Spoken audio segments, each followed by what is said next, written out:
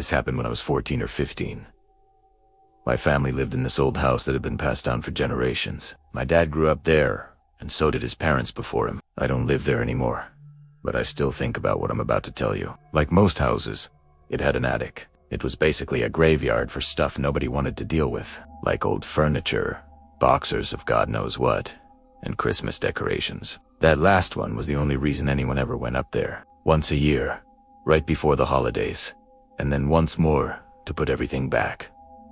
This happened around Christmas time, but Christmas has basically nothing to do with the story. That particular Christmas, my dad decided I was finally old enough to grab the decorations myself. He gave me the whole rundown, which boxers to look for, something about the lights being in a separate container near the back wall. I wasn't, not really. I was thinking about something else. We finished talking, and he sent me up to the attic. I climbed the ladder and pulled down the little chain to turn on the light. I remember looking around and thinking I genuinely couldn't remember the last time I'd been up there. But then I realized there was a problem. I had absolutely no idea what my dad had actually told me to grab. I couldn't remember any of his instructions, and there was no way I was going back to ask him to repeat himself. My dad had this thing about that. He'd get legitimately pissed off if he made him say something twice. So I just started opening random boxers that looked like they might contain Christmas decorations. I moved stuff around for probably 20 minutes, and I ended up making a complete mess of the place. I did eventually find the Christmas stuff, which spared me the anxiety of having to go back downstairs empty. But the attic was completely disorganized at that point. Primera ma de like 4 or 5 trips up and down the ladder, hauling everything to the living room. Once I was done, I went back up for one last look to make sure I hadn't missed anything important. I knew I was going to have to reorganize everything up there. As I was looking around the attic, bracing myself for all the stuff I was going to have to move, I saw something up there that looked out of place. In one of the back corners, kinda tucked behind all the stuff I'd moved around, there was this box I hadn't seen before. It was black and didn't look like a flimsy cardboard box, but something sturdier, like a document box or one of those fireproof things. Despite the heavy-duty look, it somehow looked older than everything else up there. Being a curious kid and all, I obviously opened it. Inside were papers, dozens and dozens of them, like an alarming amount. Notebooks, loose pages, some hand-drawn maps, even a few pages of what looked like sheet music. And the one thing they all shared was that they were all completely covered in handwriting. The maps, the notebooks, even the sheet music. I started going through it, trying to figure out what I was looking at. The handwriting was difficult to decipher at first, but the more my eyes adjusted to the lettering, the more I was able to understand. None of the pages were dated, but they seemed to be stacked in chronological order. Older stuff on top, and newer entries near the bottom. I was so intrigued by that box and those papers that I told myself I wouldn't go back downstairs until I had read each one. The earliest entries were boring. Weather stuff, household tasks, random thoughts about the day. It kind of resembled a disorganized diary, and I was very quickly able to gather that whoever was responsible for writing it all was someone who had previously lived in that house. As I kept reading, though, things got weirder. For starters, the handwriting got slightly more chaotic and illegible, which was the first indication. But that was nothing compared to the content of what I was reading. Whoever wrote all of it had become obsessed with the attic. They kept measuring it. They repeatedly documented the dimensions of the attic over and over, comparing them to the footprint of the house below. According to their math, the attic was smaller than it should have been. There was space along one of the walls, like several feet, that couldn't be accounted for. They went into extreme detail about this one wall, like cracks, indents, marks. Every square inch of what made that wall distinctive was in there. The entries got even more frantic after that. Based on what I was reading, it was clear that whoever had written them was spending hours at a time in the attic, sometimes even sleeping up there. They started hearing sounds from behind that missing space, like scratching, breathing, that sort of thing. There were timestamps to go along with some of the entries, like 2:14 a.m., scratching for approximately 3 minutes. The more I read, the more I realized I was getting a first-hand account of someone's complete descent into madness. There was nothing coherent about any of it, and I didn't believe what they were writing for a second. But it only got worse. The final pages weren't even sentences anymore, just tally marks. Rows and rows and rows of them, counting something I couldn't identify. And then the entries just stopped. Either the person had stopped writing them, Or that was as far back as the record went. By the time I got through everything, I was genuinely shaking. I wanted to put everything back where I had found it, go back downstairs, and purge the memory of ever reading it from my brain. But there was something I had to do first. My eyes went straight to the wall the writer had been so fixated on, and the moment I realized there were actually some marks in it, I started feeling sick. I examined the wall, and some of the indents and cracks seemed to line up almost exactly with what that guy had been saying. It was a type of freaky I had yet to experience. I can only describe it as the feeling of being watched, but from multiple different angles. I could picture that guy clawing at the attic wall in a fit of lunacy. It felt like he was in there with me. Suddenly, I didn't want to spend another second in that attic. I grabbed the black box and went straight to my dad. He was just as shocked as I was. He had absolutely no idea what any of it meant, and he had definitely never seen it before. I told May he was 100% sure it wasn't his father's handwriting, which meant whoever wrote those entries must have been a person who lived there even before my grandpa. The thing was, his parents were both gone, and he knew absolutely nothing about the people who had lived in the house before them. My dad went up to investigate, and to my surprise, he took me with him. I felt a lot safer having him with me, so I didn't argue. I stood off to the side while my dad inspected the wall more meticulously than I did, using some of the pages as a guide. After a few minutes, he froze up like he was thinking. I thought he had given up, but he turned to me and told me he was going to rip the wall down. I was actually kind of shocked by that, but I was in no position to oppose him. So that's exactly what he did. He ripped that wall down with some tools from the garage, and what we saw was shocking. The writer had been right. There was a space back there. A lot of space. It was several feet deep, and it ran the whole length of the wall. But that wasn't even the worst part. The walls of the hidden space were covered in markings. Black lines, symbols, shapes I didn't even recognize. They covered almost every surface. I don't really know how to describe it, but those marks were something else entirely. They didn't look like writing. The implication was even worse than that, though, because my dad and I soon realized that there was no alternative entrance to that hidden space. So how could someone have ever gotten in there in the first place? My dad and I just stood there, completely overwhelmed by what we were looking at. Eventually, once the initial shock wore off, we confirmed there was nothing else in the space, and there wasn't. The entire room was empty, with the exception of whatever was drawn all over the walls. Things didn't end there. The more we thought about the situation, the less it made sense. At one point, my dad pointed out that whoever wrote those notebooks, whoever had been so obsessed with documenting every little detail, did not seem like the type of person who would so neatly organize everything in a little box and tuck it away in a corner. Compulsive behavior doesn't end with tidy archival work. That thought hadn't occurred to me until that moment, but I had to admit, he was right. But that could only mean that someone else had compiled the collection. My dad was 2 steps ahead of me. I watched as this unreadable look washed over his face. It looked like a mix of sadness and confusion. He was quiet for a little, then said it must have been his father, my grandfather. He must have found the writings at some point, gathered them together, and stored them in that box. There wasn't much to do after that. My dad admitted years later that his dad having withheld something like that from him, and why he would even do that in the first place, was something that would eat at him forever. And I don't blame him. As for me, I don't really know what to make of any of it. It happened so long ago that I don't think it matters anymore. But if I think about it for long enough, I can still freak myself out. I don't think anyone can rationalize it. There's no reasonable explanation. I used to think that whoever had written those entries was the same person who had scratched up that hidden space, and that they were probably just insane. But there were things in those pages that someone could only know after the wall was put up. But with the wall being up, there was no other way into that space. It truly makes no sense. My dad wouldn't let me keep the box when we ultimately moved out of that house. For all I know, it's still up there in that attic. Oli Kinois. This is a mystery I'll take with me to my grave.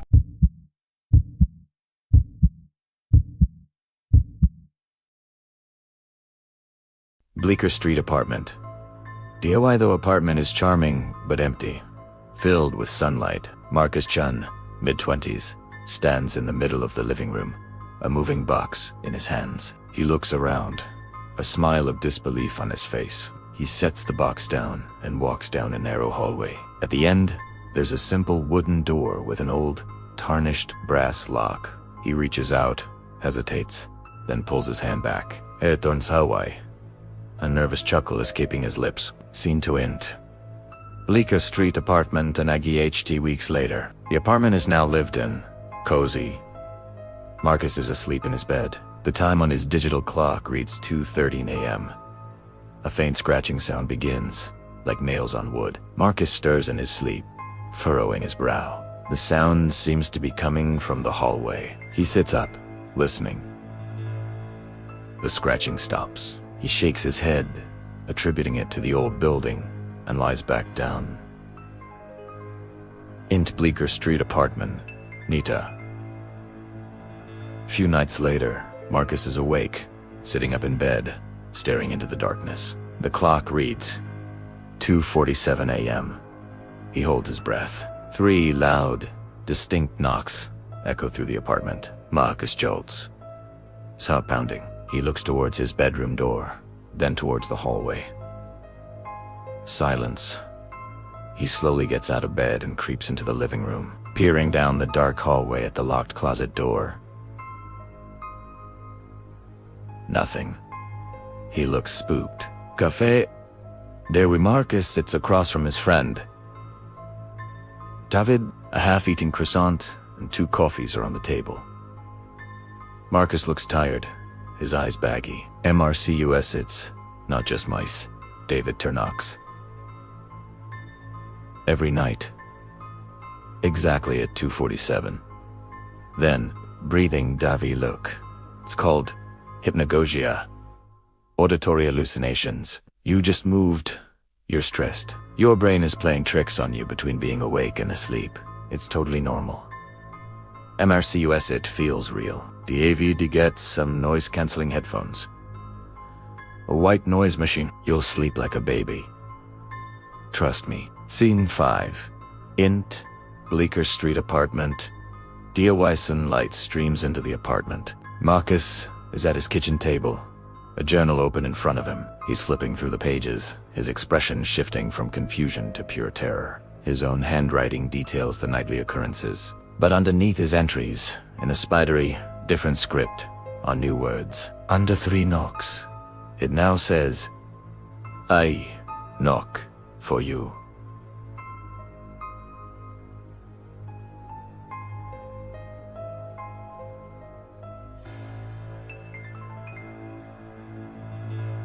Under breathing sounds, it reads, I breathe for you.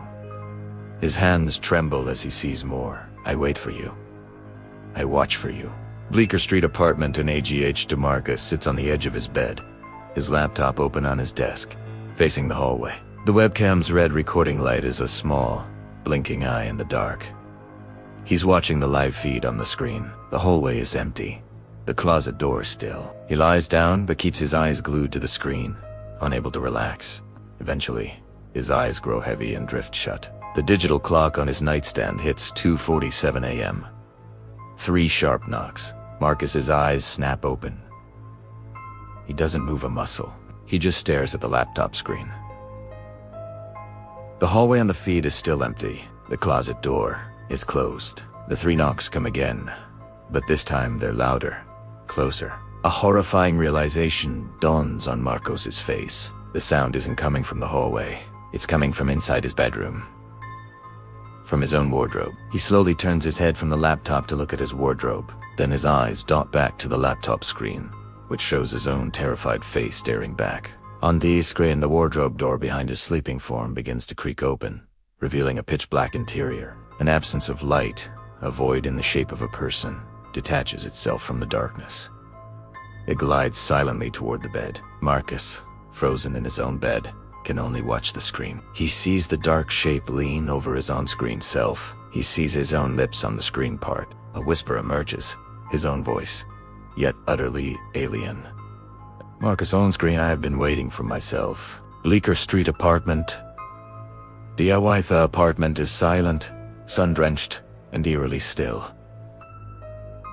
Everything is neat, untouched. On the kitchen table, Marcus's journal lies open. A final entry, in his handwriting, reads, The closet on Bleecker Street isn't locked to keep something in. It's locked to keep you from finding out what you already are. Down the hall, the storage closet door is wide open. Inside, there is only a large, ornate. It reflects the empty hallway. The apartment is waiting.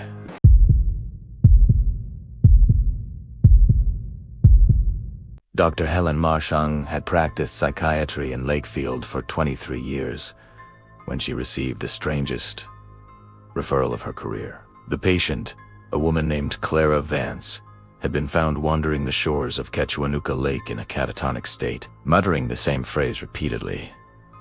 He listens through the water. Clara was 64 years old, a retired librarian with no history of mental illness. Her husband had died 5 years earlier, and she lived alone in a cottage that had been in her family for 3 generations. According to the police report, a neighbor had found her knee-deep in the lake at 4 a.m., dressed in her nightgown, her eyes fixed on something beneath the surface. During their first session, Clara sat motionless in the leather chair across from Helen's desk. Her eyes, pale blue and unblinking, seemed to look through the psychiatrist rather than at her. "Clara, can you tell me what happened at the lake?" No response. "Who listens through the water?" Clara's head tilted slightly, a mechanical movement that made Helen's skin prickle. "He does. He always has, since before the cottage was built. Since before the town existed. He's been listening from below." "Who is he?" "Clara, the listener." Clara's voice dropped to a whisper. "He collects sounds, conversations, secrets. Everything spoken near water eventually reaches him. He catalogs it all in his cathedral beneath the lake." Helen made careful notes, her training kicking in. Delusional disorder, possibly triggered by grief and isolation. The lake imagery suggested a subconscious connection to death and the underworld. She prescribed medication and scheduled weekly sessions. But over the following weeks, something began to disturb Helen's clinical detachment. Other patients began mentioning the listener. A teenager who had attempted suicide described hearing voices from the bathroom faucet, urging air to join the collection. A construction worker reported that his deceased wife, Esvols, had spoken to him through a puddle after a rainstorm. "Backing him to stop, telling secrets. Near the water." An elderly man insisted that his childhood confessions, whispered into a creek 60 years ago, had been played back to him from his kitchen sink. Helen researched Lakefield's history. The town had been established in 1874, built around the lakes and waterways that fed into the Trent Severn system. She found newspaper clippings from 1891 describing a mass hysteria that had swept through the community, dozens of residents claiming to hear voices from the water, speaking their own words back to them. 3 people had drowned themselves that summer. The incidents were attributed to contaminated well water, causing hallucinations. But then Helen found an older document, a handwritten account from a Jesuit missionary dated 1672. "The indigenous Anishinaabe people," he wrote, "avoided a particular section of the lake system. Te Kaidit, the place where words go to die. They believed an entity lived beneath the water, not a god, not a spirit, but something older, something that had existed since the world was silent, and that hungered for sound." Helen told herself it was coincidence. Local folklore influencing suggestible minds. She increased Clara's medication dosage. Then the dreams started. Every night, Helen found herself standing on the shore of an underground lake. The water was perfectly still, black as oil, an impossibly vast stretching beyond the limits of her vision into an eternal darkness. She could hear sounds rising from the depths, whispered conversations, fragments of arguments, confessions of love and hate and fear, thousands of voices, millions, layered over each other in a cacophony that somehow remained distinct, and beneath it all, something was listening. She could feel its attention like a physical weight, ancient and patient and hungry. She began avoiding water. She stopped showering and switched to dry shampoo and wet wipes. She drank bottled water in silence, never speaking while the cap was off. Her colleagues noticed her deterioration, the dark circles under her eyes, the way she flinched when someone turned on a faucet. The breakthrough came during her final session with Clara. "You've heard him now," Clara said, her voice eerily calm. "I can see it in your eyes. He's marked you. There's nothing in the lake, Clara. It's a delusion we're both experiencing. Shared psychosis, possibly induced by a scheme," Clara interrupted. Go to the water and speak a secret you've never told anyone. Then, listen. He'll give it back to you, and you'll know. Helen didn't intend to follow Clara's instructions, but that night, unable to sleep, she found herself driving to the lake. The cottage where Clara had lived stood dark and empty on the shore, its windows like blind eyes. She walked to the water's edge. The lake was still, reflecting the stars with perfect clarity.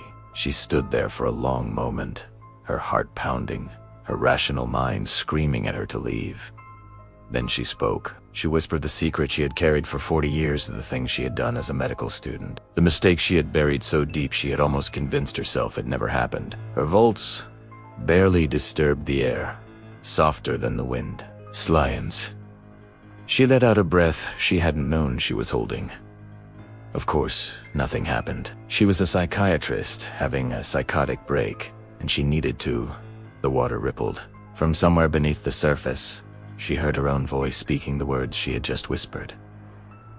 But it wasn't a recording. It was wrong, stretched and distorted, as if something was learning how to pronounce them. And behind her voice, she heard thousands of others speaking their own secrets in a chorus that rose from the depths. And beneath it all, she heard breathing. Dr. Helen Martian's car was found the next morning at the lake's edge, empty. Her body was never recovered. Her case files were sealed, her patients transferred to other practitioners. But sometimes, late at night, the people of Lakefield still avoid speaking near water. And sometimes, when the lake is very still, they swear they can hear a voice from below a voice that sounds almost like their own, whispering words they've never shared with anyone. The listener, after all, is always collecting.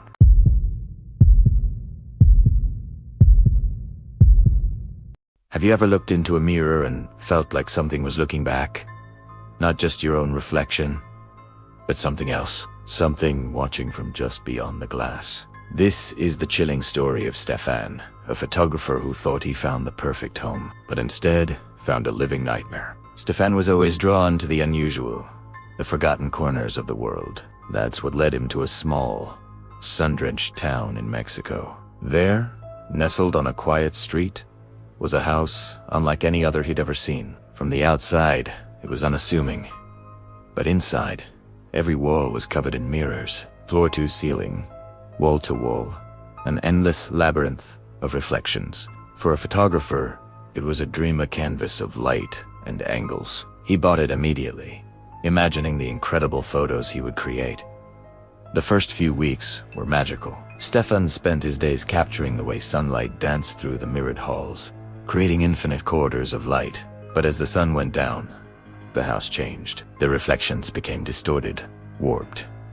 At first, it was subtle, a flicker of movement in the corner of his eye, a shadow that seemed to have a life of its own. He'd spin around, camera ready, but find nothing. He dismissed it as tricks of the light, his imagination running wild in this disorienting space.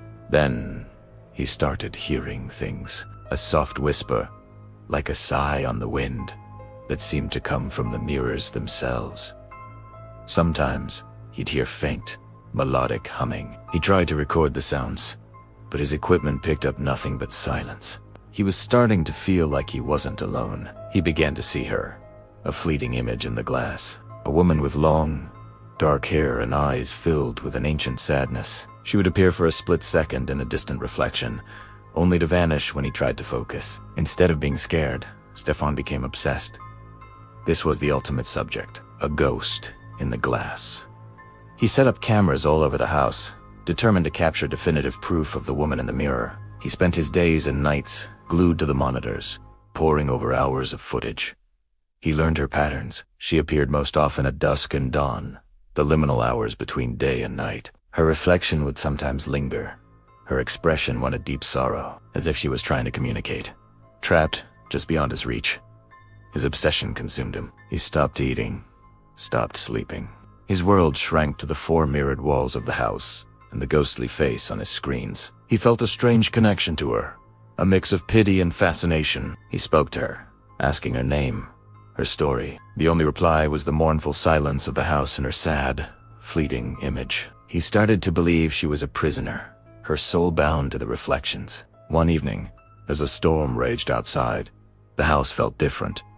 The air was thick, heavy with an unseen energy. The power flickered and died, plunging the mirrored labyrinth into near darkness, lit only by flashes of lightning. Stefan grabbed his most sensitive camera and a flashlight, his heart pounding with a mix of fear and excitement. He felt her presence stronger than ever before. He walked into the main hall, a vast room where every wall was a single, unbroken sheet of mirror. As lightning illuminated the space, he saw her. She wasn't just in one reflection. She was in all of them. Hundreds of her, staring at him with those same sorrowful eyes. But this time, something had changed. The sadness was gone, replaced by a chilling, hollow emptiness. He raised his camera, his hands trembling. Through the lens, he saw her reflection move. It wasn't mirroring him anymore. Slowly, deliberately, the reflection of the woman began to raise a hand, not toward him, but toward the surface of the mirror from her side. Her fingers touched the glass, and from his side, the mirror's surface rippled like water. A low, guttural moan echoed through the hall, not from the house, but from inside the mirrors themselves. Panic seized him. This wasn't a sad, trapped spirit. It was something else, something trying to cross over. The reflection's hand began to push, the glass distorting, bulging outward toward him. In that terrifying moment, Stefan understood. The house wasn't her prison. It was a gateway, and he had just spent weeks inviting her through. He didn't wait to see what happened next. He dropped his camera and ran. He fled the house of mirrors, leaving behind his equipment, his obsession, and the ghostly woman. He never went back. The house remains, silent and empty, on that quiet street in Mexico. Its mirrors are dusty now, but they still work. They continue to collect reflections, patiently waiting for the next person curious enough to step inside and see who or what is looking back. Thanks for watching. If you enjoyed this story, be sure to like and subscribe for more tales from the shadows.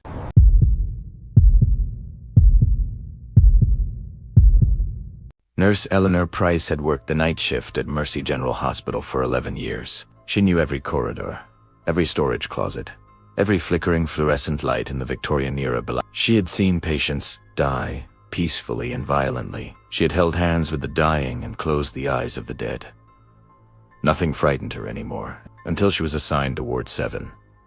Ward 7 occupied the top floor of the hospital's Soldiers wing, a section that had been closed since 1987 due to structural concerns. But budget cuts and an overflow of patients had forced the administration to reopen it, and Eleanor was one of 3 nurses selected for the overnight rotation. Just ignore the sounds, the head matron told her on the first night. Old belightings. Settle. Pipes. Groan. It's nothing.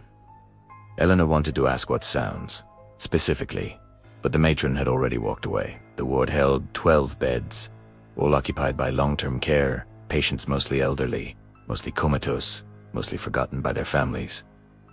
Eleanor made her rounds every 2 hours, checking vitals, adjusting IVs, turning bodies to prevent bed sores. The work was routine, almost meditative, but something was wrong with Ward 7. It started with the temperature. No matter how high she turned the heating, the air remained cold, not uncomfortable, but noticeable. Her breath didn't fog, but she could feel the chill settling into her bones, a persistent coldness that seemed to come from inside the walls themselves. Then there were the sounds the matron had warned her about. Footsteps in the corridor when she was alone, the squeak of wheelchair wheels when no wheelchairs were present, and something else, a sound she couldn't quite identify at first. It took 3 nights before she recognized it. The rhythmic beeping of a heart monitor, coming from a room that had no monitoring equipment.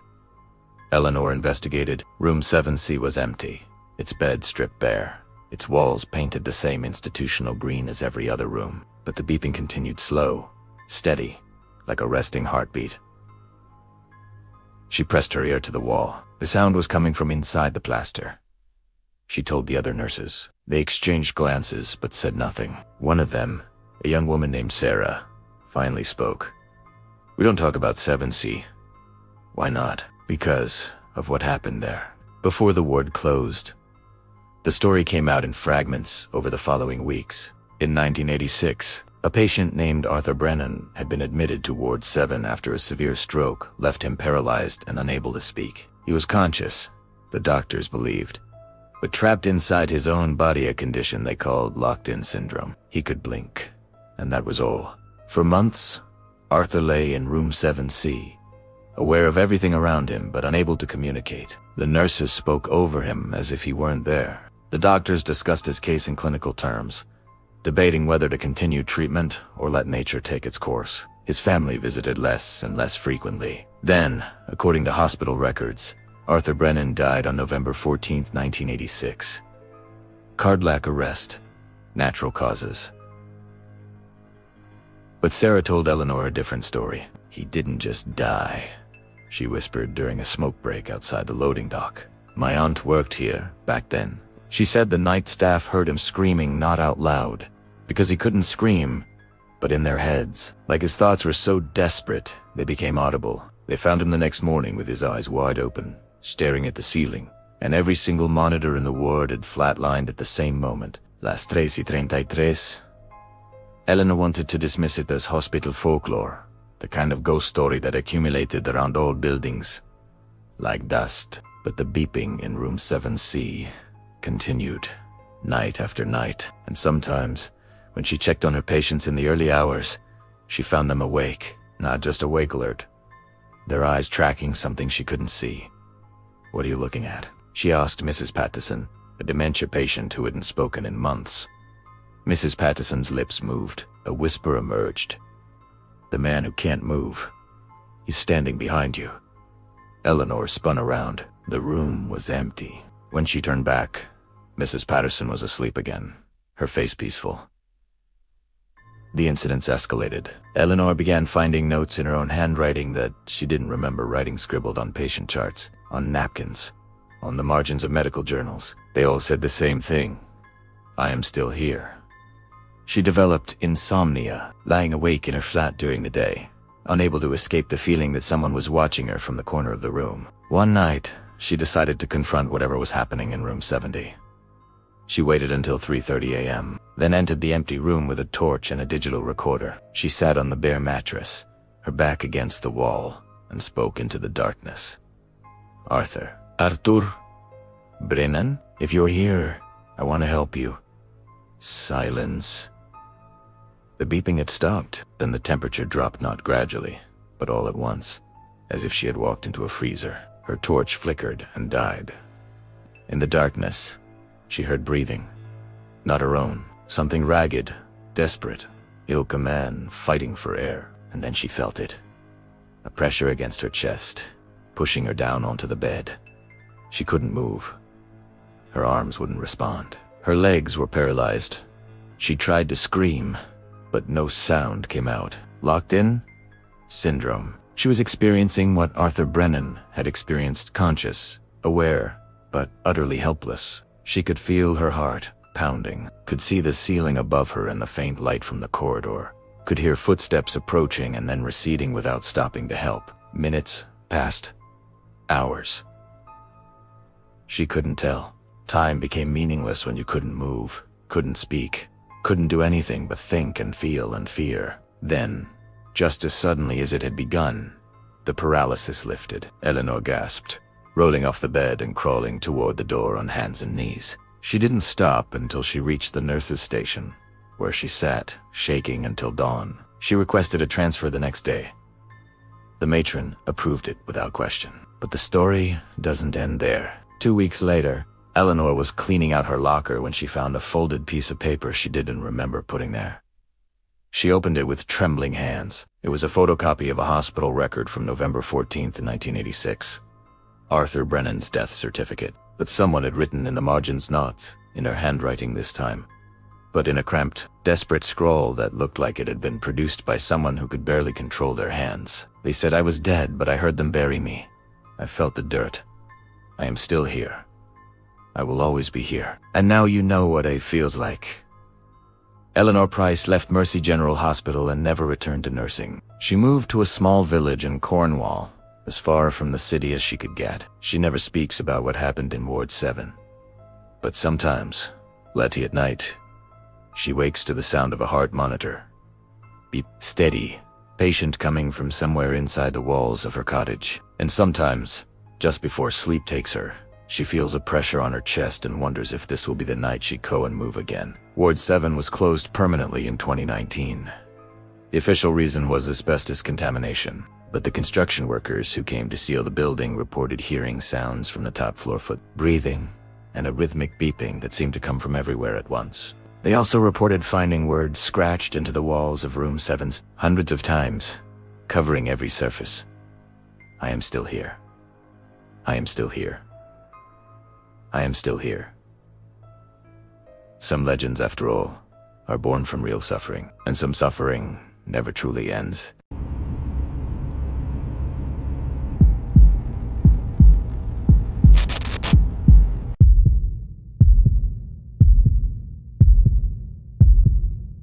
They say if you drive down County Road 7 past midnight, somewhere between the old Ashford Mill and the abandoned grain elevator, you might see him. A tall figure standing at the edge of the tree line, motionless, watching. The locals call him the Hollow Man.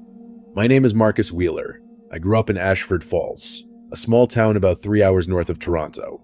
Population, maybe 1,200 people, if you count the farmers on the outskirts. The kind of place where everyone knows your business before you do, and where stories get passed down like heirlooms. I first heard about the Hollow Man when I was 12 years old. My grandfather sat me down on his porch one October evening, the wind carrying the smell of dead leaves and wood smoke, and he told me what happened to his brother, my great-uncle Thomas, back in 1952. Thomas was 19 that year. A strong kid, worked at the mill, had a girl he was planning to marry in the spring. One night in late November, he borrowed my grandfather's truck to drive out to the Henderson farm to help with a broken tractor.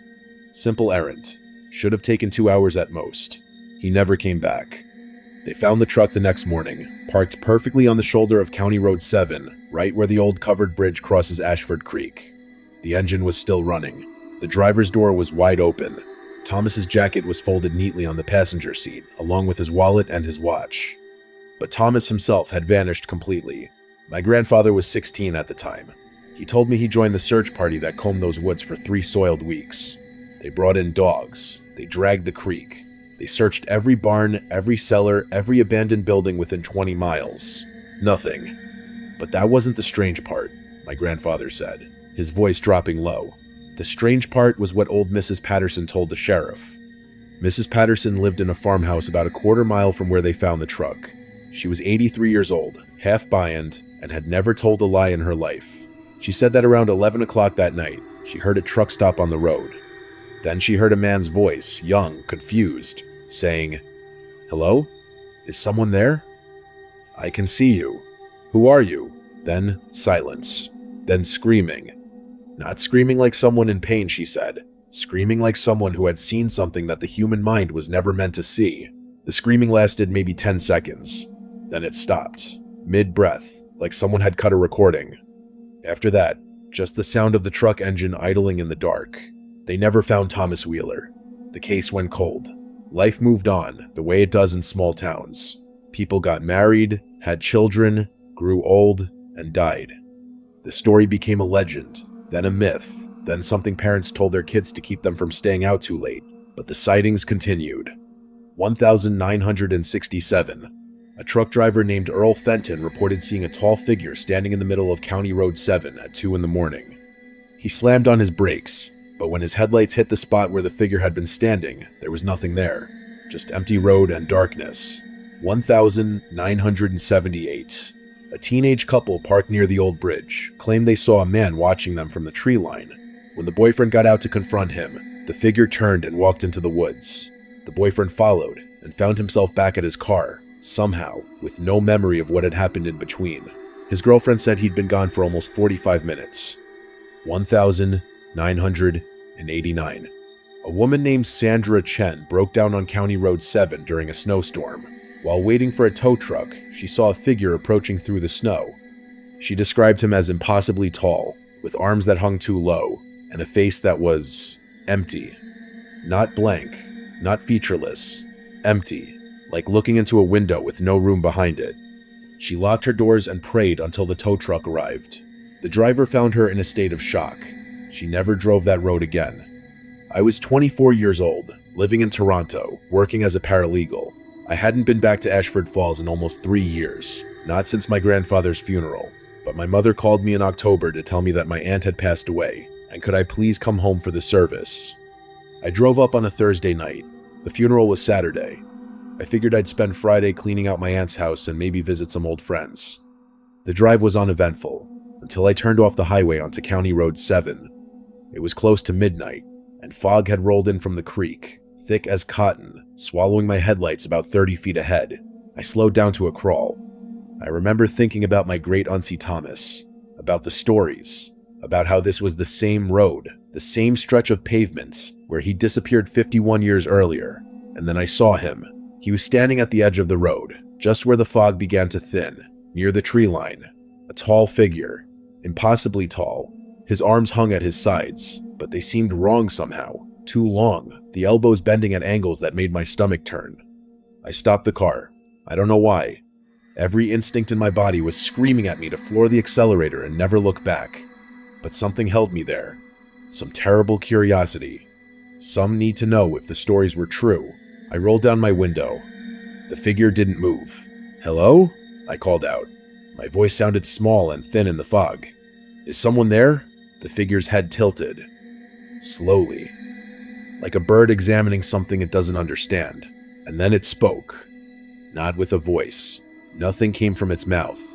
The sound came from everywhere and nowhere. From inside my own skull. From the fog itself. A whisper that was somehow also a scream. "You came back." My blood turned to ice. "I've been waiting. They always come back. The ones who carry the name." I couldn't move. I couldn't breathe.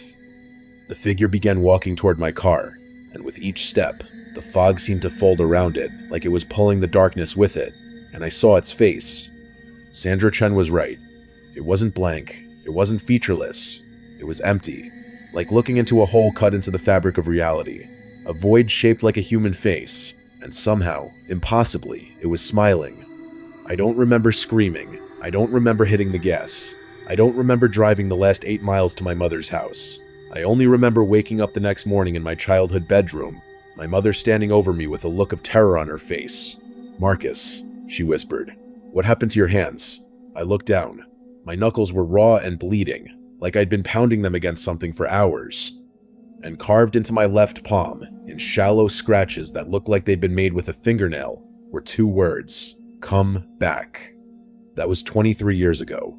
I've never driven County Road 7 again. I've never been back to Ashford Falls. I sold my share of the family property and cut all ties with that town. But here's the thing that keeps me awake at night.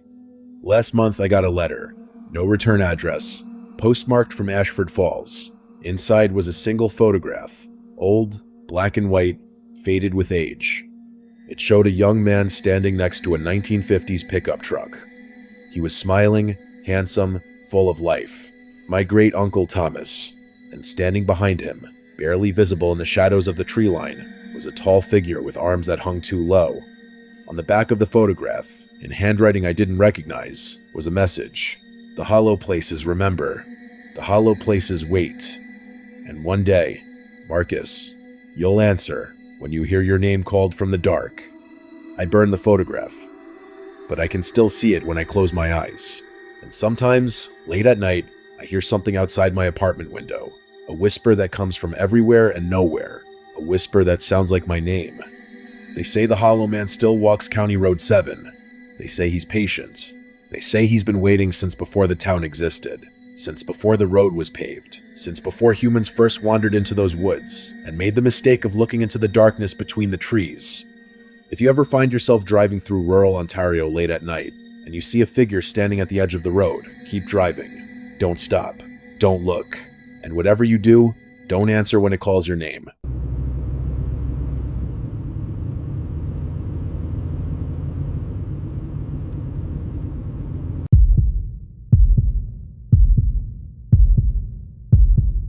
There's a petrol station on the A169, somewhere between Pickering and Whitby.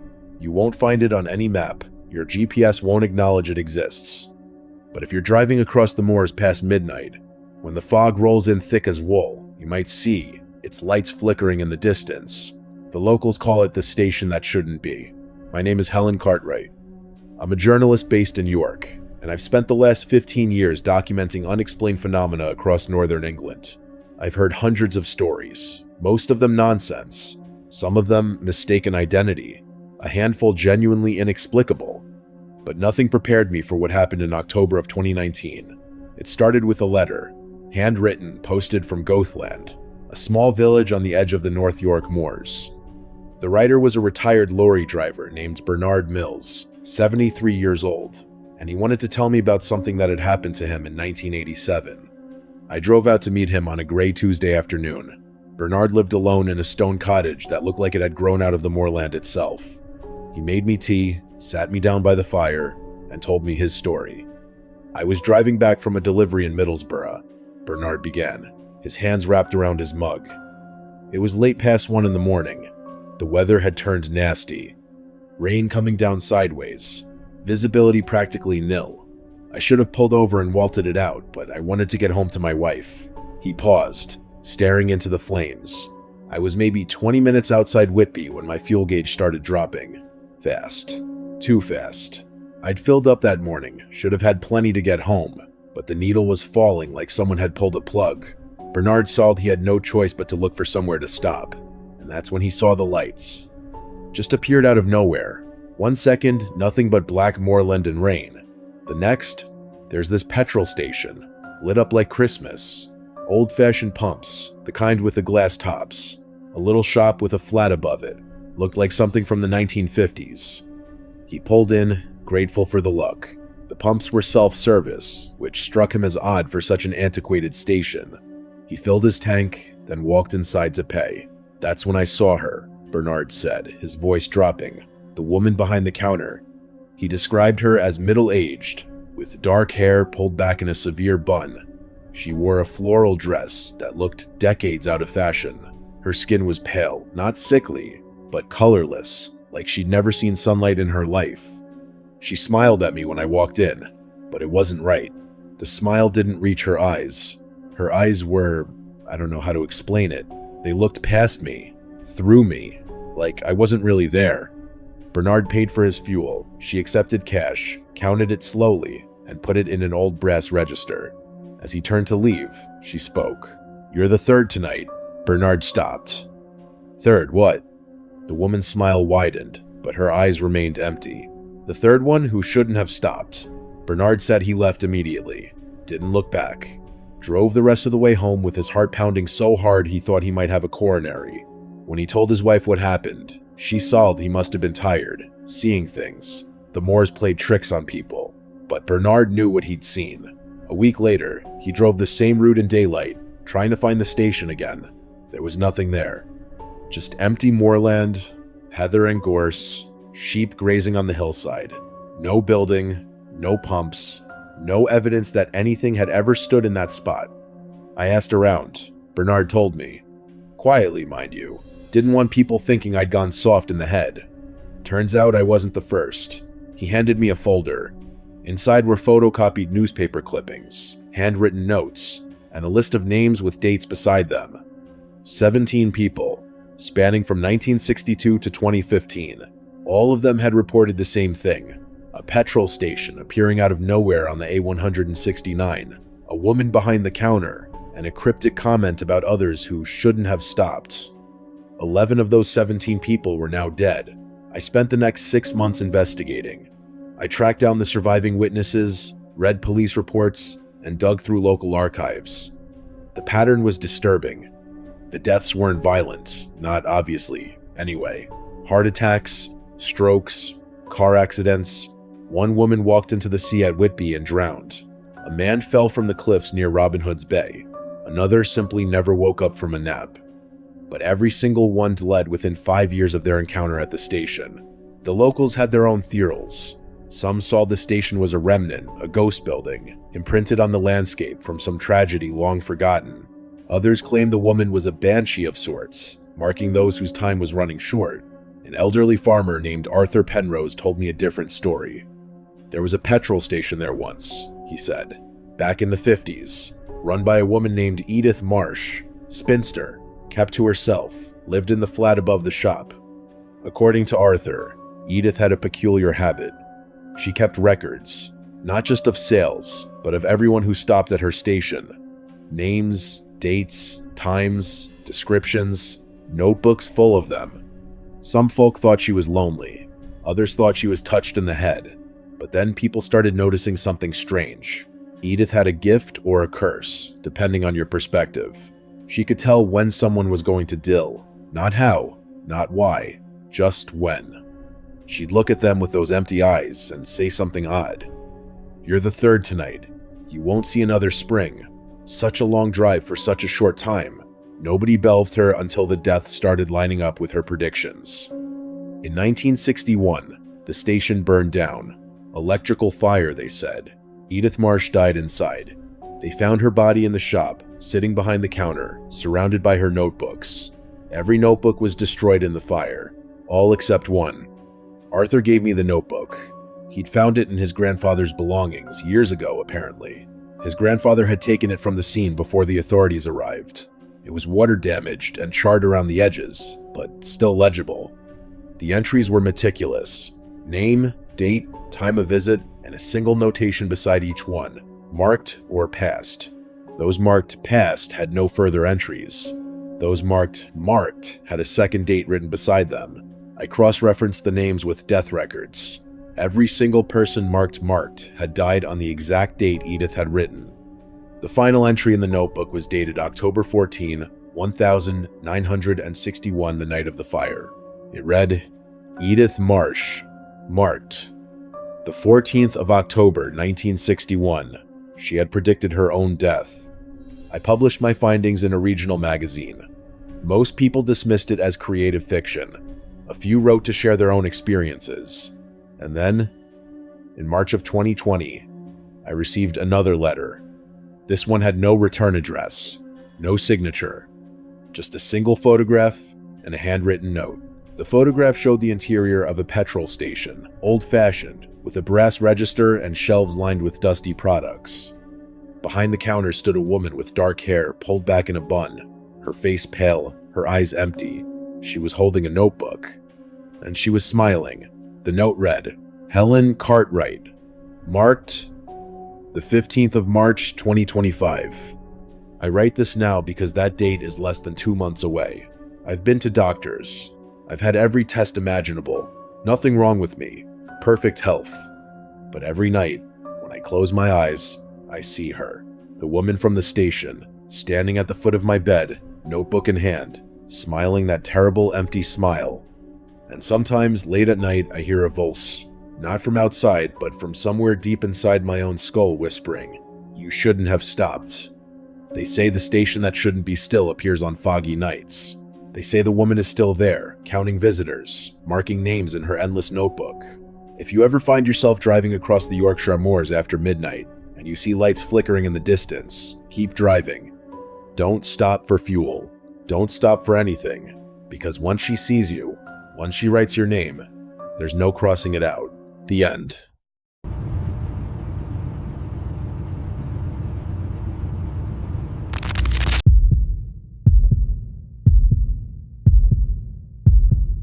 There's a stretch of highway in southwestern Vermont where the trees grow too close to the road, where the fog rolls in without warning, even on clear summer nights, where people have been vanishing for over a century. The locals call it the Bennington Triangle, and at its heart, there's a bus stop that shouldn't exist. My name is Dr. Sarah Whitmore. I'm a folklorist at Middlebury College, and I've spent the last 18 years documenting the disappearances in and around Glastonbury Mountain. What started as academic curiosity became something else entirely after the winter of 2018. Let me tell you how it began. The Bennington Triangle earned its name in the 1990s, but the disappearances go back much further. Between 1920 and 1950 alone, at least 10 people vanished in these woods without explanation. Mitty Rivers, a 74-year-old hunting guide who knew these mountains better than anyone alive, disappeared in November 1945. He was leading a group of hunters back to camp when he got slightly ahead of them. They lost sight of him for maybe 30 seconds. When they caught up, he was gone. No tracks, no sounds, nothing. The following year, An 18-year-old college student named Paula Weldon went for a hike on the Long Trawl and never returned. Hundreds of searchers combed those woods for weeks. They found nothing. Not a scrap of clothing, not a footprint, not a single clue. Then came 1,950. 8-year-old Paul Jepson vanished from his mother's truck while she fed the pigs. Frida Langer, an experienced hiker, disappeared while walking back to camp to change her clothes after falling in a stream. Her body was the only one ever found, 7 months later, in an area that had been searched multiple times, with no explanation for how it got there or what killed her. I collected these stories. I interviewed families. I mapped the locations. And I noticed something that nobody else seemed to have documented. Every single disappearance occurred within a 3-mile radius of the same spot, an unmarked clearing on the eastern slope of Glastonbury Mountain, where an old logging road dead ends at a collapsed wooden structure. The locals call it the last stop. I first visited the site in October of 2017. It took me 4 hours of hiking through increasingly dense forest to find it. The structure was barely recognizable, just a few rotting planks and a rusted metal pole that might have once held a sign. But here's what made my blood run cold. There was a bench, wooden, weathered but intact. And on that bench sat a collection of objects: a hunting cap, a woman's shoe, a child's mitten, a pair of reading glasses. All of them preserved, despite decades of exposure to the elements. I photographed everything. I took samples. I marked the GPS coordinates. And as I turned to leave, I heard something. A voice. Distant. Echoing. Like it was coming from very far away, or from somewhere that wasn't quite here. The bus will be here soon. I spun around. There was no one there, just the bench, the objects, and the endless gray trees stretching into the fog. I ran. I'm not ashamed to admit it. I ran until I hit the main trawl, and I didn't stop until I reached my car. I should have left it alone. Any sensible person would have. But I'm a researcher, and researchers don't abandon mysteries. I spent the next year digging through archives, interviewing elderly residents, and piecing together a history that no one had ever fully assembled. Here's what I found. In 1892, a man named Ezekiel Marsh operated a stagecoach service through these mountains. The route was treacherous, narrow roads, steep drops, unpredictable weather. But Marsh was known as the best driver in Vermont. He never lost a passenger. Until the 14th of November, 1892. That night, Marsh was driving a full coach 7 passengers through a sudden snowstorm. According to the only surviving account, written by a farmer who lived along the route, Marsh's coach passed his property around 8 o'clock in the evening. The farmer waved. Marsh waved back. The coach never arrived at its destination. Search parties found the horses 3 days later, still in their harnesses, standing motionless in a clearing on the eastern slope of Glastonbury Mountain. The coach was gone. Marsh was gone. All 7 passengers had vanished completely. The farmer who had waved at Marsh that night reported something else. Something that was dismissed as the ramblings of a superstitious mind. He said that as the coach passed, he saw the passengers through the windows. They were sitting perfectly still, their faces pressed against the glass, their eyes wide open. And standing at the back of the coach, visible through the rear window, was an 8th figure. Tall, thin, wearing a conductor's uniform, smiling. I returned to the last stop in January of 2018. I don't know why. I told myself it was for research, but the truth is, I couldn't stop thinking about it. About the Volse, about the objects on the bench, about the passengers who never arrived. This time, I wasn't alone. I brought my graduate assistant, a young man named Thomas Chen. Brilliant researcher, skeptic, exactly the kind of person I needed to keep me grounded. We reached the clearing around 4 in the afternoon. The light was already fading. Winter days are short in Vermont. The bench was still there.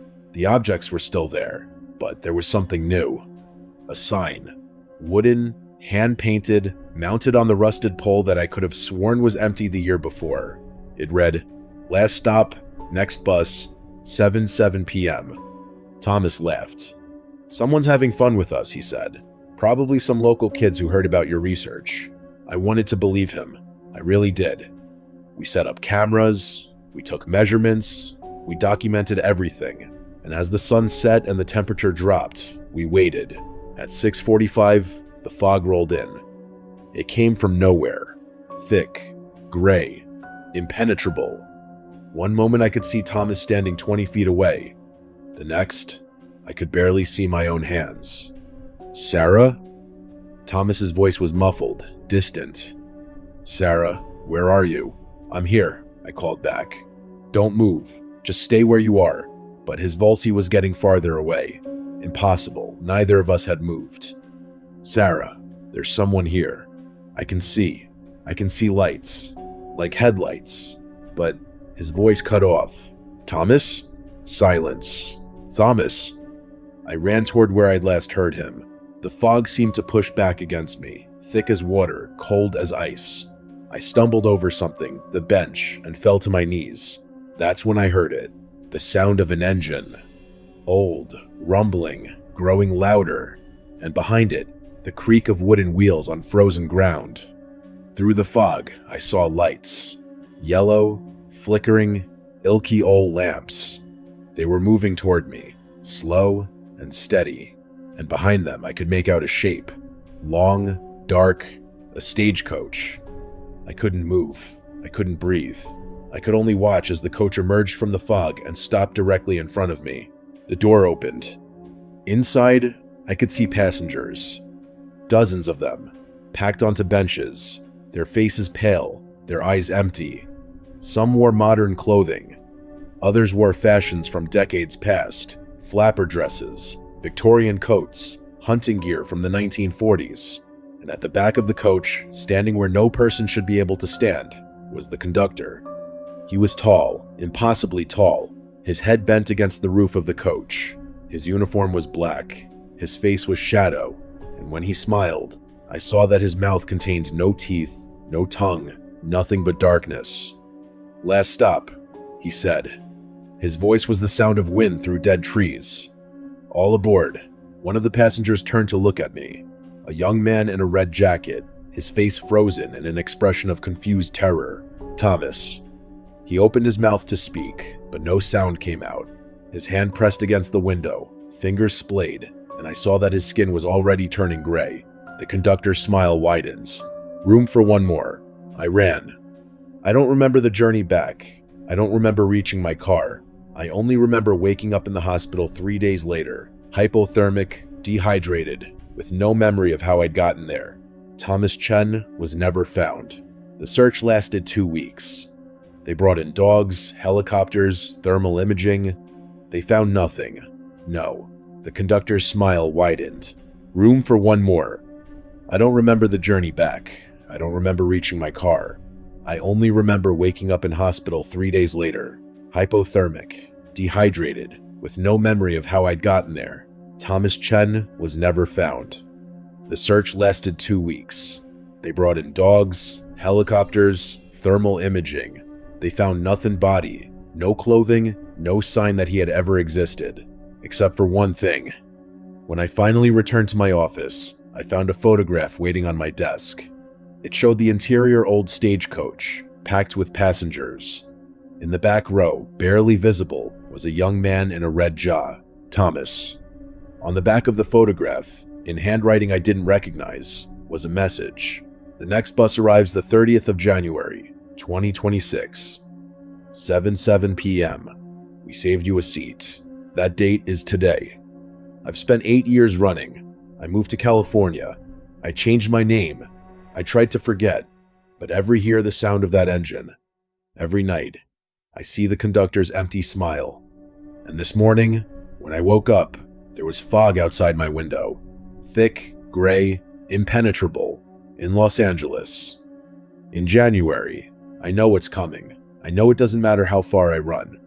Because the Bennington Triangle isn't a place, it's a route. And once you've seen the last stop Ankh, you've heard the conductor call your name. You're already a passenger. You just haven't boarded yet. They say the disappearances in Vermont have never been explained. They say the Bennington Triangle just a name, a story, a way to make sense of senseless tragedy.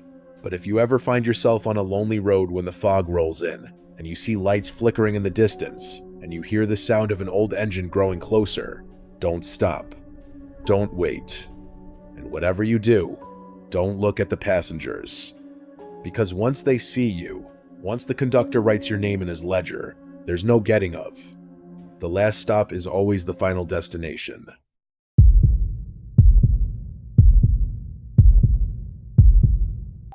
I bought the house on Crescent Drive for $187,000, nearly $100,000 below market value. The realtor was upfront about the reason. 3 years prior, a woman named Eleanor Marsh had died inside. Natural causes, they assured me. She was 87 years old. Her heart simply stopped while she was watching television. I was a practical person. I didn't believe in ghosts or curses or haunted houses.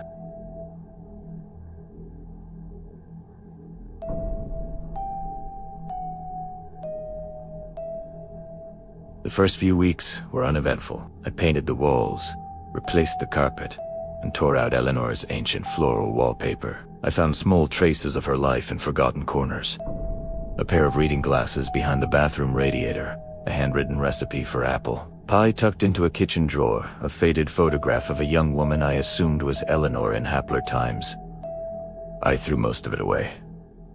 Maybe that's when it started. The first incident was minor. I woke at 2 a.m. to the sound of the television playing in the living room. Just static, that hissing white noise that old TVs make when they're not receiving a signal. I assumed I'd left it on by accident, stumbled downstairs, and turned it off. The next night, it happened again, and the night after that. On the fourth night, I unplugged the television before going to bed. I even wound the cord around the back so it couldn't somehow fall back into the outlet.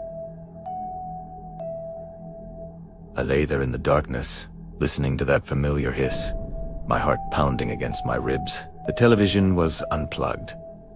There was no way it could turn on.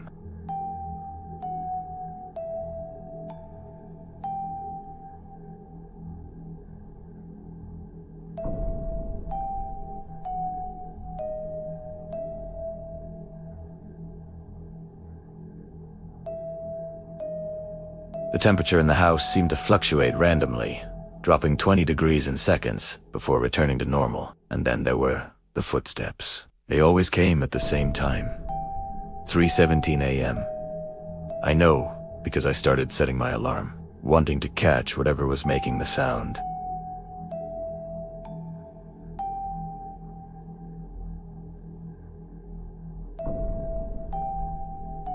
Something that walked. The next morning, I borrowed a ladder and pulled down the attic hatch. A shower of dust and old insulation fell around me as I climbed into the darkness above. The attic was empty. Just wooden beams, ancient fiberglass insulation, and decades of accumulated debris. No furniture, no boxers, nothing that could walk. But in the far corner, barely visible in the beam of my flashlight, I saw something that made my stomach drop. Footprints. Not in dust, there was dust everywhere but pressed into the wooden floor itself. Deep impressions.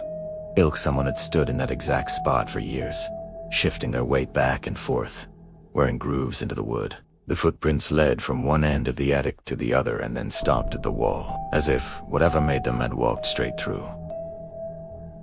I moved out 2 weeks later. Abandoned my mortgage. Let the bank take it. I've driven past Crescent Drive a few times since then. The house is still there, still empty. The windows are dark. The lawn is overgrown. But sometimes, late at night, I see a light flickering in the upstairs window, and I know Eleanor is still watching her television, waiting for someone else to come home.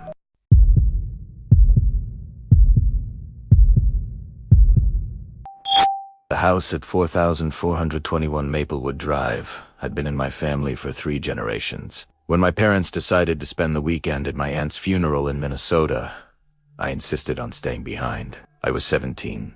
After all, old enough to handle 2 nights alone in a house I'd lived in my entire life. The first night passed without incident. I ordered pizza, watched horror movies with deliberate irony, and fell asleep on the couch with the television casting its blue glow across the living room walls. It was the second night when everything changed.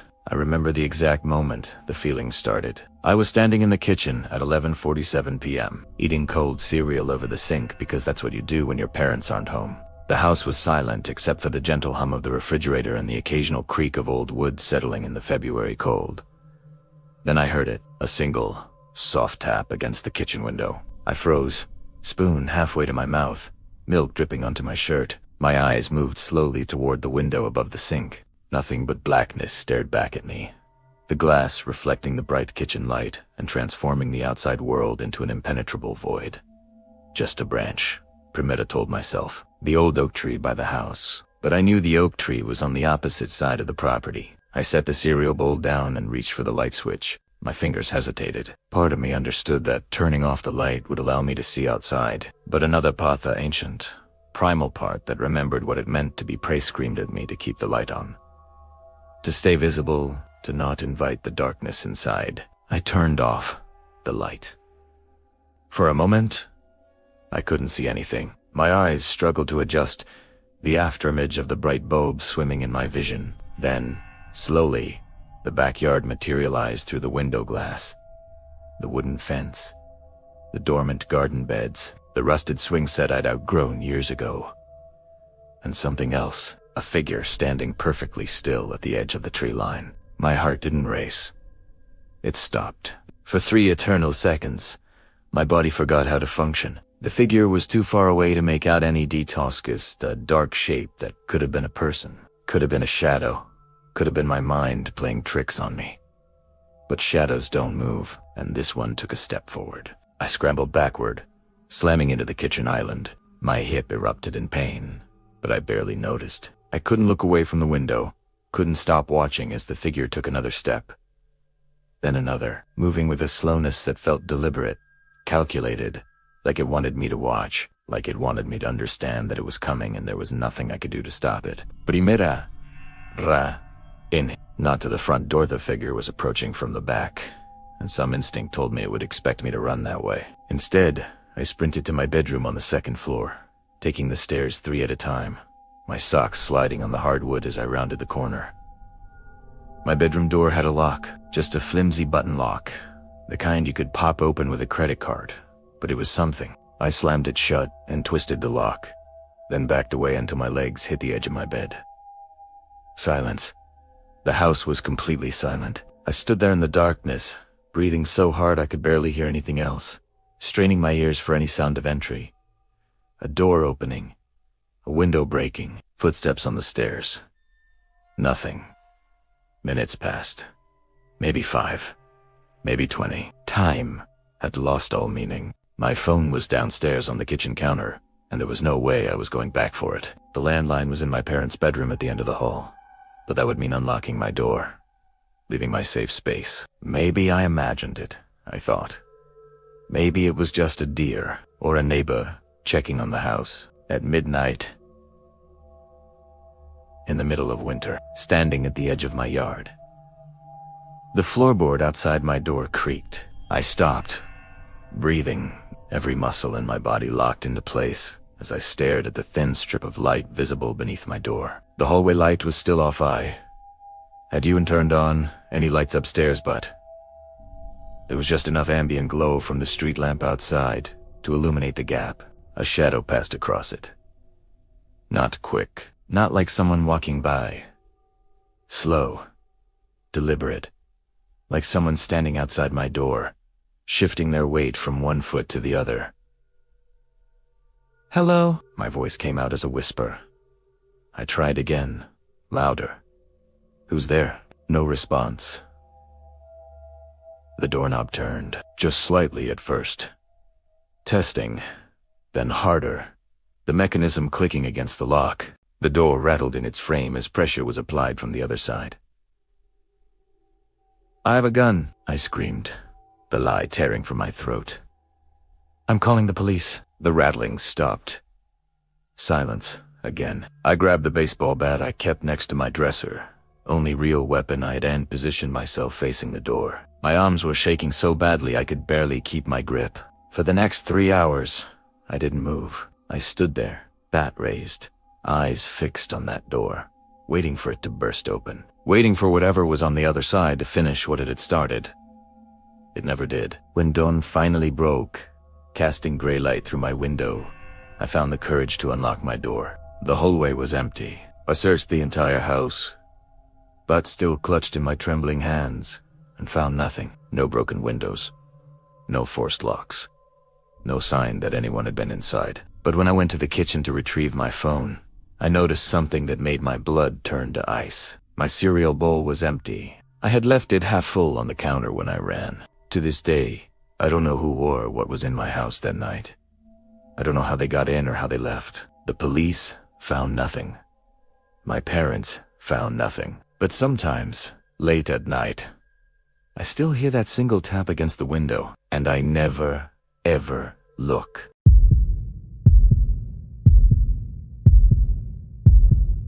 My name is David Chun, and I have to tell you what happened to me. It was the winter of 2019, in a rented house in rural Ontario that I will never, ever return to. I was 24, working remotely as a software developer, and I thought 6 months in an isolated farmhouse would be great for my productivity. The rent was cheap, suspiciously cheap. Looking back, the owner, an elderly woman named Mrs. Patterson, seemed really eager to have someone in the property during the cold months. "Just don't go in the basement after dark," she said when she handed me the keys. She laughed when she said it, like it was a joke, like it was something she said to all her tenants. I laughed too. I really shouldn't have. The house was beautiful, but in a run-down kind of way. It was built in the 1890s, with high ceilings, warped wooden floors, and windows that rattled whenever the wind picked up. The nearest neighbor was almost 2 kilometers away. The only sounds at night were the howling winter wind and the occasional cry of coyotes in the distance. For the first month, everything was fine. I fell into a comfortable routine, work during the day, read or watch movies at night, and sleep in this creaky brass bed. The basement door stayed shut. I had no reason to open it. Mrs. Patterson mentioned the heating system was down there, but it was working fine. Then, in early February, the furnace died. I woke up at 3 a.m. to a house that had turned into a refrigerator. I could see my breath in the air as I fumbled for my phone to check the thermostat. It read 4 degrees Celsius and was still dropping. I had no choice. I had to go into the basement. The door was in the kitchen, a heavy wooden thing with an old iron latch that made a loud scraping sound as I lifted it. The stairway beyond was steep and narrow, disappearing into total blackness. I found a flashlight and aimed it down. The beam hit wooden steps thick with dust, leading into a space I couldn't really see. The air that rose up from below was colder than the rest of the house, and it carried this strange smell. Not bad, just organic, like soil after it rains. I went down slowly, each step groaning under my weight. The flashlight beam was jumping all over the place because my hand was shaking, casting these wild shadows on the stone walls. The basement was way bigger than I expected, stretching out into darkness beyond my flashlight. The furnace was in the corner, a huge metal beast that looked older than the house itself. I went over to it carefully, trying to remember a YouTube video I'd watched about pilot lights. As I knelt beside the machine, reaching for the access panel, I heard it. Breathing. Not my breathing. Something else. Something behind me. He spun around, cutting through the darkness with my flashlight. The beam showed nothing but empty space, stone walls, and shadows. But the sound continued. Slow, rhythmic breathing, like someone was asleep, or pretending to be. "Hello," my voice echoed off the walls. "Is someone there?" The breathing stopped. For a long moment, there was just silence. I told myself it was the wind, air moving through old pipes, the house settling. I turned back to the furnace, and the breathing started again. Closer this time, every instinct in my body was screaming at me to run, but my legs wouldn't move. I was frozen, flashlight beam fixed on the furnace, while behind me, something breathed in and out, each exhale getting closer than the last. Then he felt Italiano, a breath on the back of my neck. I don't remember climbing the stairs. I don't remember slamming the basement door or dragging the kitchen table in front of it. My next clear memory is sitting on the floor with my back against that table, hyperventilating, just listening to the silence of the house. The furnace never came back on. I spent the rest of the night in my car with the heat on, just watching the house from the driveway. When dawn came, I went back inside just long enough to grab my laptop and a bag of clothes. I left everything else. I called Mrs. Patterson from a motel in town. "You went in the basement," she said. It wasn't a question. It was a statement. I asked her, "What's down there?" She was quiet for a long time. When she finally spoke, her voice was different, older, tired. "My husband built that house, spent 2 years on it, did most of the work himself, including digging out the basement." She paused. "He disappeared in 1987. The police searched the property, the woods, dragged the pond. They never found him." "I don't understand," I said. "Neither do I," she replied. "But sometimes, late at night, I can still hear him down there." Her voice cracked, breathing. "I never went back. I lost my deposit, abandoned my stuff, and drove 8 hours back to Toronto without stopping. But sometimes, in that weird space between being awake and being asleep, I hear it again, that slow, patient breathing, waiting for me to come back down."